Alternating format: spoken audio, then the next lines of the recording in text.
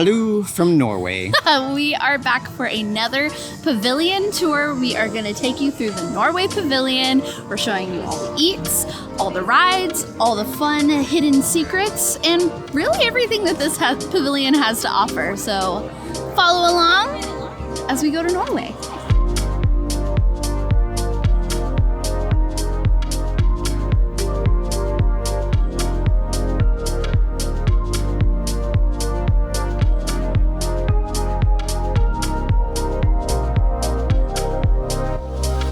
There is a ton of really cool history about this pavilion. This is actually the 11th and final so far pavilion to open in World Showcase. It soft opened in March of 1988, but it didn't actually officially open until June 3rd of 1988. The then Crown Prince Harold V and his wife were actually the ones to give the inauguration, opening day speech for this pavilion, and it was televised on Global Network, which is really cool. You're gonna find this pavilion just after the Mexico Pavilion and right before the China Pavilion. So if you're going basically left around World Showcase, it's the second country. The design of this pavilion is to kind of showcase some different areas of Norway. There's actually 4 different areas that it represents. There's I'm going to say these really badly. There's Setesdal, Bergen, Oslo, and Ålesund. I think that's how you say them. But if you look around, you'll be able to kind of see some different architecture features that really represent those areas of Norway. Probably my most favorite fun fact about this pavilion is that when this pavilion opened, it increased tourism in Norway quite a bit.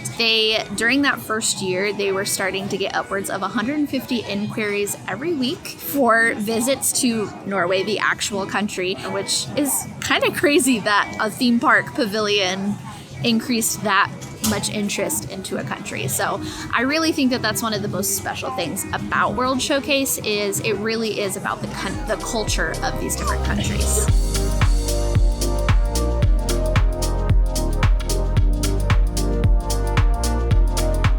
Right behind me is the stroller parking for this pavilion. And in case this area does get full, there is more stroller parking just along the fence next to World Showcase Lagoon. Another fun thing in this same area of the stroller parking is that during Flower and Garden, this is where you'll find the very famous troll topiary that they put out during the festival. One of my favorite things about the Norway Pavilion are just simply all of the details. There's so many to look at, and one of my favorite of all of the details in this pavilion are the grass roofs, as you can see behind me. This is real grass and real plants on top of these roofs, and they have to actually go up and cut it. I don't think they do that during park hours, probably for safety reasons, but believe me, they do actually have to mow or cut the grass.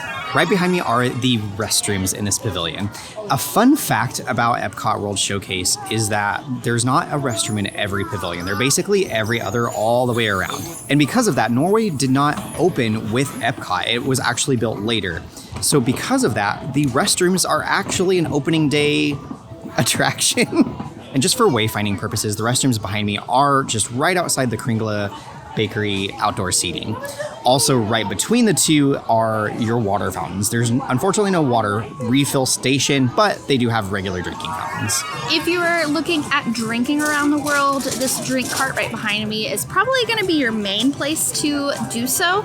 You're going to have mostly just some wines and some beers. They do also have bottled sodas. However, my personal recommendation if you are looking for an alcoholic beverage in this pavilion is actually to go to Kringla and get a Viking coffee. They have both alcoholic and non-alcoholic versions of it. Both are delicious.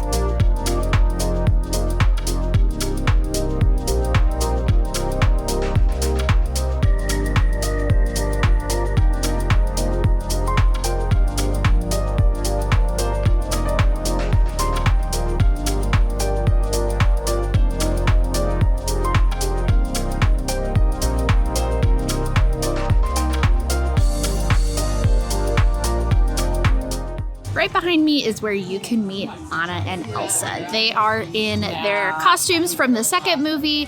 You're going to be going into their royal summer house, and there's lots of beautiful little details and a lot of little Easter eggs from the movies, so definitely pay attention. They do have photo pass boxes to take your picture. So it takes a picture like every 10 seconds or something like that. So just be aware, it's not like an actual PhotoPass photographer, it's just the box. But you'll scan your magic band or ticket in between each character so that you can get your fun pictures with Anna and Elsa.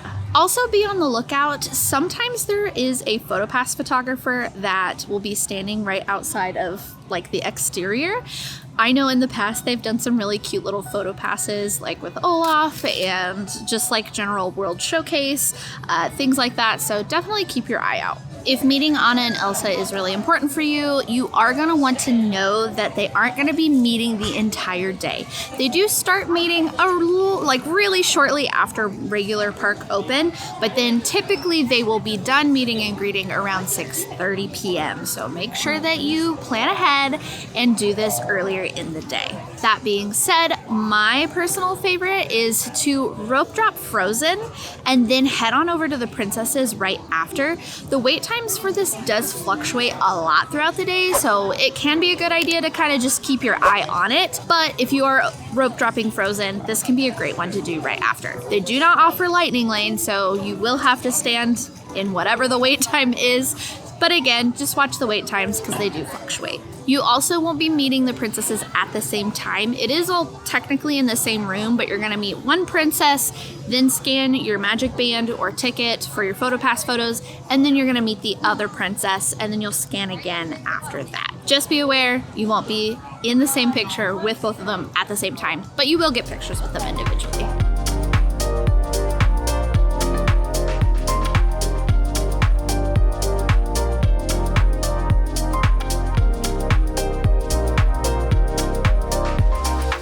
After you meet Anna and Elsa, you are going to exit into the Wandering Reindeer. This is another PhotoPass opportunity. There is a cute little photo station with a purple backdrop, and a PhotoPass photographer will take some pictures. They also have some really fun magic shots here. We've done one where we held Bruni, and then we've also done one where Sven is popped up in the corner. So definitely make a little pit stop there. That's really all that's in there, but there are really cool, again, little details all around. So definitely take your time, soak in those details in this pavilion.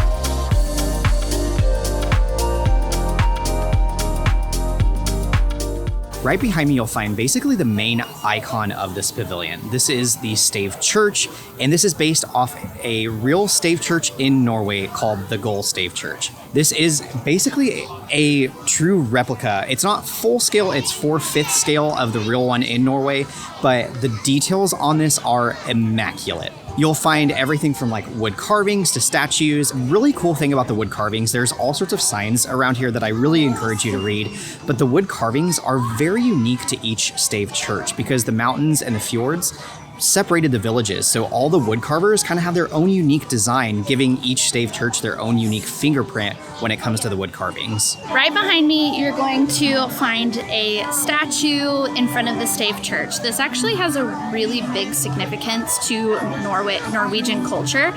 If you are a fan of Vikings and you watch Viking TV shows like I do, you'll be familiar with Olaf. This is Olaf Haraldsson II. He was a Viking. He participated in a bunch of raids, and then he later ended up converting to Christianity. Basically kind of led this whole revolution or whatever through Norway, basically overtaking Norway and becoming the king. He did end up unifying Norway though as an independent country, so I guess that's a good thing, and he later did become the patron saint of Norway. It's definitely an interesting history. Like I said, I like to watch a lot of Viking TV shows, and he's usually a really big part of it, so it's kind of fun that they do represent him in this pavilion.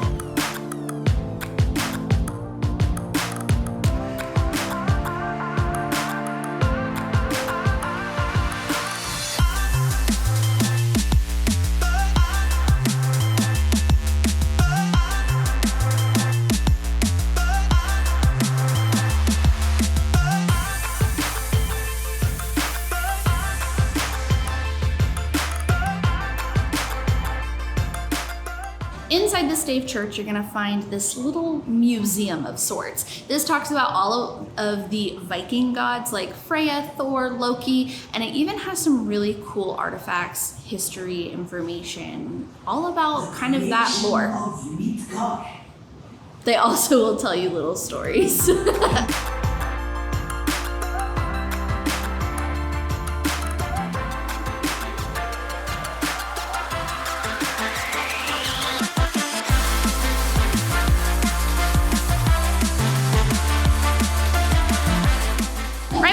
And across from Kringla Bakery and the Stave Church is Akershus. This is the table service dining experience in this pavilion. And not only that, it is a princess character meal. We recently just ate here, so you are definitely going to want to check out that video. It's linked in the description box below. But this building, so Akershus, is actually a fortress in Oslo.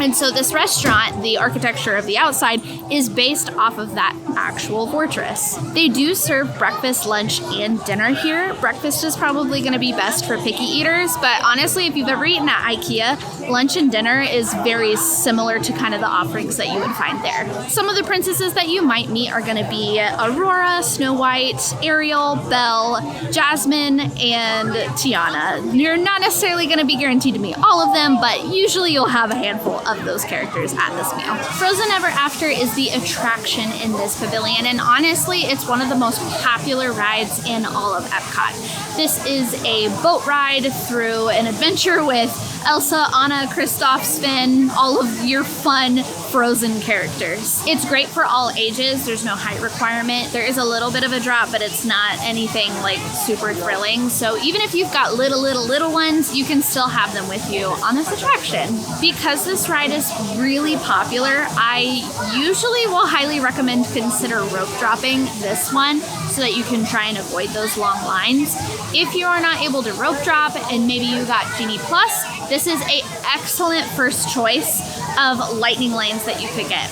Although the line for this does stay pretty long, a good rule of thumb, if you can't see the line from outside, then your wait is probably only going to be maybe about 45 minutes to an hour.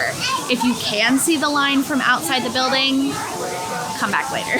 A few more details about Frozen Ever After. When you go through the queue, you're going to be kind of going into like a nighttime village, and be on the lookout because you're going to go into Oaken's outpost. So look through the window. You might see some people in the sauna. There are 2 drops in this attraction. The first one is going to be when you see the big snow monster Marshmallow. That's also where the ride photo is, so make sure you make a good face. And then the second one is going to actually be a backwards drop when you see Elsa singing Let It Go.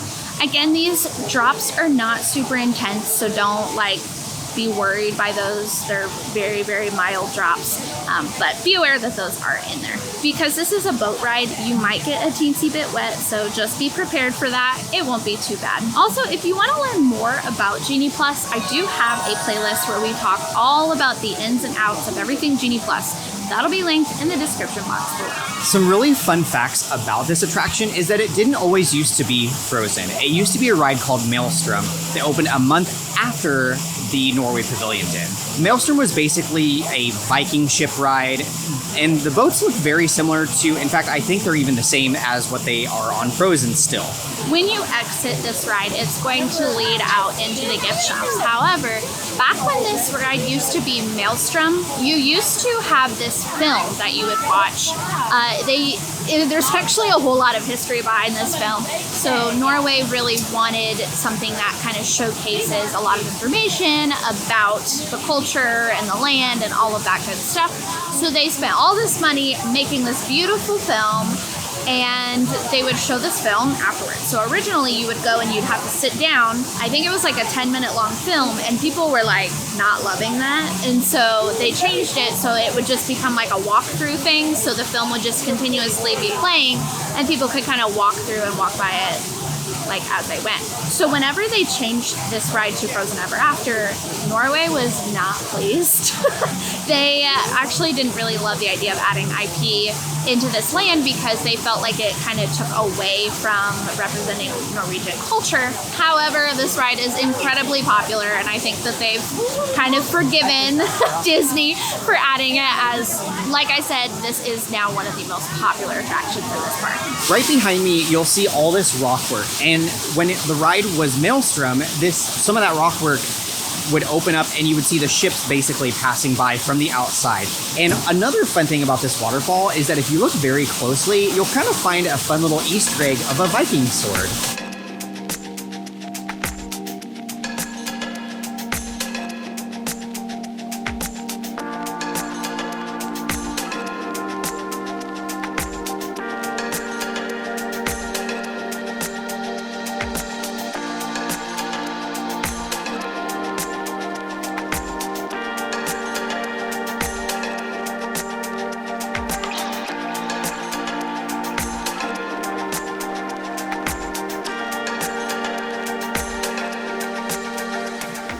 Right behind me is Kringla Bakery. As far as wayfinding goes, this pavilion is basically split up in two halves, with the Stave Church kind of splitting it down the middle. So in this area, you'll find Frozen, Akershus, and as I mentioned, Kringla Bakery. Kringla Bakery is a great spot to stop for breakfast, especially if you're someone that is rope dropping Frozen or coming right away to meet the princesses. They've got all sorts of baked goods and treats, and even that famous Viking coffee. Let's head on inside and see what they have. We have our haul from Kringla Bakery, and we're starting off with coffee, of course. This is the Frozen Viking coffee. We got the non-alcoholic one. You can get it with alcohol. I've had it before, it's pretty good. It's a great like cold brew flavor, pretty chocolatey, and then you get that like nice little texture from like the Cocoa Krispies on top. It's a great way to start your morning in Norway. And upon exiting Kringla Bakery, you will find some limited seating. It is covered, so it's nice if it's raining. You can come over here, take a break, and eat your snacks. We also couldn't do a Norway Pavilion video without talking about school bread. This is probably the most iconic and honestly one of my favorite snacks from Kringla Bakery. It's like toasted coconut. It's not really donut-like. It's not really bread-like. It's kind of a cross between the two, and then you have like a nice little dollop of pudding custard. Yeah, it's so good. It's very spicy, like almost like an autumnal flavor. If you come here, you have to get this. Something I was very excited to see on the menu was the lefse. So they have a version of this at Akershus, but essentially this is a potato tortilla rolled up thing, and it has cinnamon butter on the inside. These are delicious. The biggest difference is that the ones at Akershus are served warm, whereas this one is in a bakery case, so this one is served cold. But it still looks really good. There's something about that butter. Normally I'm not a fan of sweet butters, but this one, because it's paired with a more savory bread, it's very good. Another new treat for us is the Kringla. So this is basically like a pretzel. It has almonds and it looks like raisins, icing. They did also have a chocolate version of this without almonds. The almonds were just calling our name today, so. It's got a very light sweetness to it. It's not super sweet. It kind of reminds me of the school bread in that sense. I like the crunch of the almonds, and the raisins, again, give it kind of almost a nice, like, autumnal, warm taste to it. It's not warm, but you know what I mean.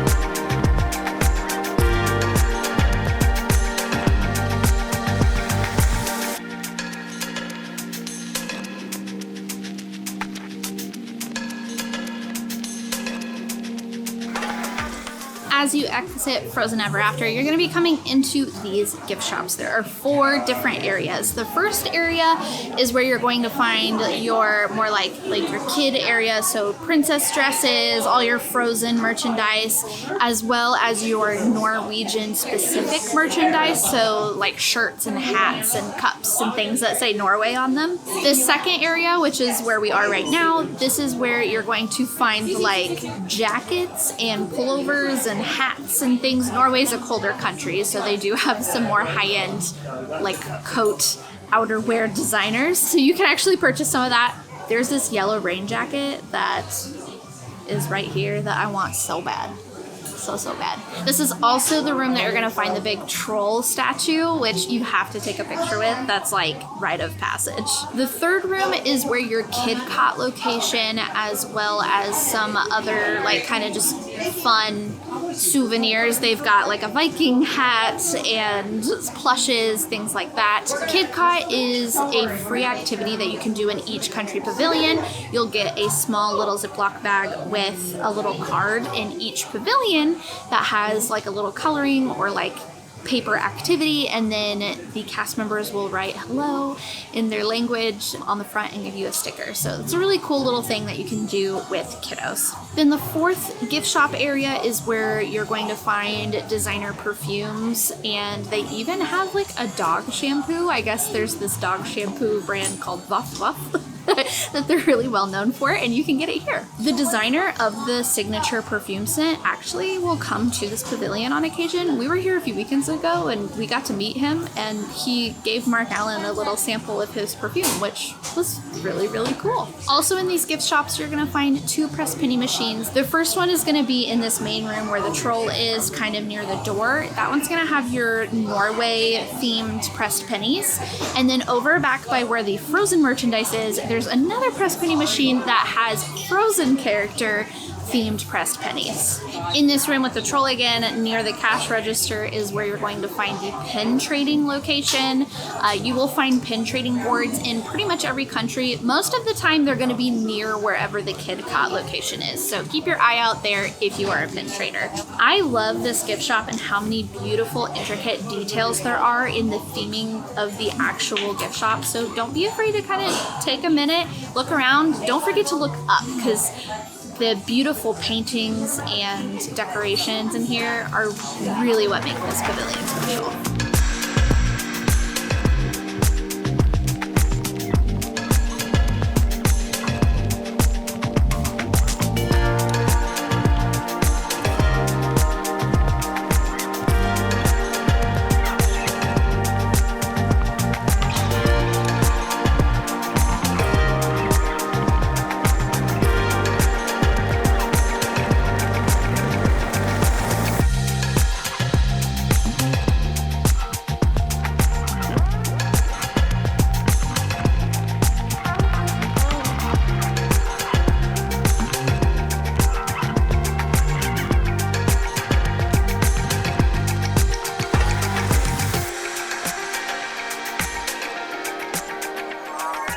I don't know about you, but these are some of my favorite videos that we've been doing lately. I've honestly really wanted to do these videos for a very long time, but there never was really a good time when we were coming to do trips. So I'm really excited that now we live here and we can spend the time to really share all these really cool details about these pavilions with you. Because truly, like, this is one of our favorite parks, and there's so many cool, like, so much cool history and details, and it's just really, really cool when you can take the time to absorb it all. And even if you're a first timer, hopefully this brought you some things that you maybe didn't know or see, or maybe this will give you something to look forward to if you are an EPCOT pro and you've been here tons and tons of times. But we hope you guys enjoyed following along on this pavilion tour, but that's all we have for you guys today. Now go create your ever after.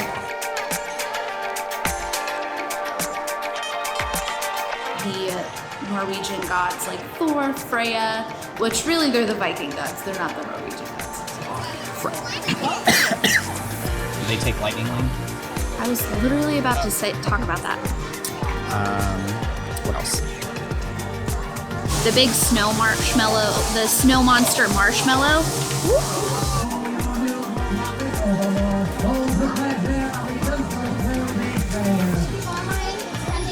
pink. the DuckTales. That's the DuckTales. I don't know about you, but these are honestly some of my favorite videos.